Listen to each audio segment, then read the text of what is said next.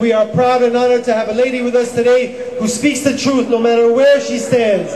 We are proud and honored to have Cynthia McKinney with us, Green Party candidate and former Democratic Congresswoman of Georgia.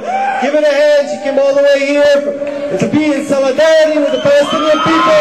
Let's give a big hand to Cynthia McKinney. Great, thank you. Who'd have thought it would be so cold in May in New York City? But every day is a good day when you're standing up for justice. On my birthday last year, I declared my independence from a national leadership that through its votes in support of the war machine is now complicit in war crimes, torture, crimes against humanity, and crimes against the peace. I declared my independence from every bomb dropped, every veteran maimed, and every child killed. I noted that the Democratic leadership in Congress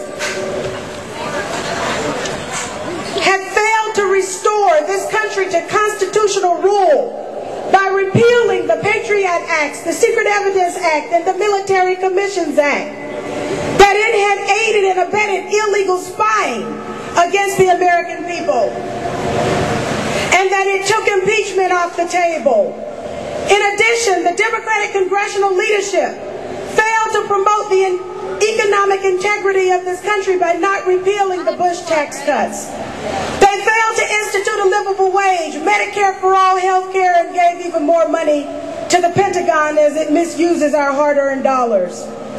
We can add to that list an abject failure to stand up for human rights and dignity. If the Democratic and Republican leadership won't respect the right of return for Hurricanes Katrina and Rita survivors, how can we expect them to champion the right of return for Palestinians? If this country's leadership tolerates the wanton murder of unarmed Black and Latino men by law enforcement officials, extrajudicial killings, how can we expect them to stop or even speak out against targeted assassinations in the Middle East? If the Democratic and Republican leadership accept ethnic cleansing in this country by way of gentrification and predatory lending, why should we expect them to put an end to it inside Palestine? If the leadership of this country impedes self-determination for native peoples in this country, why should we expect them to support indigenous rights for anyone abroad?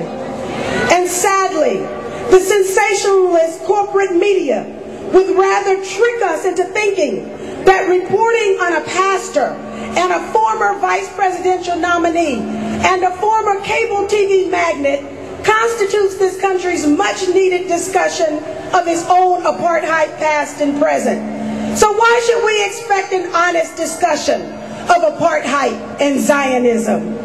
I hope by now it's clear. Our values will never be reflected in public policy as long as our national political parties and our country remain hijacked by false patriots who usurp the applause of the people and all the while betray our values. I've decided that neither the Democrats nor the Republicans will operate any longer as business as usual, not in my name. That Democrats and Republicans will use my tax dollars and betray my values not one day longer, not in my name.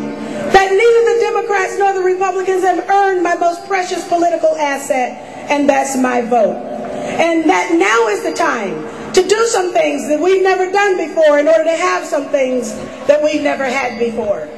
So I'm here today, and I declare my independence from weapons transfers, including Apache helicopters, F-16s, Sidewinder, Hellfire, and Stinger missiles. I declare my independence from occupation, demolished homes, political prisoners, and babies dying at checkpoints. I declare my independence from United Nations vetoes, expropriated land, stolen resources, and the installation of puppet regimes. I declare my independence from all forms of dehumanization, and I'm not afraid to speak truth to power. I am happy to join with peace-loving people around the world who know that there can be no peace where there is no justice. Let us never tire in our work for justice. Thank you.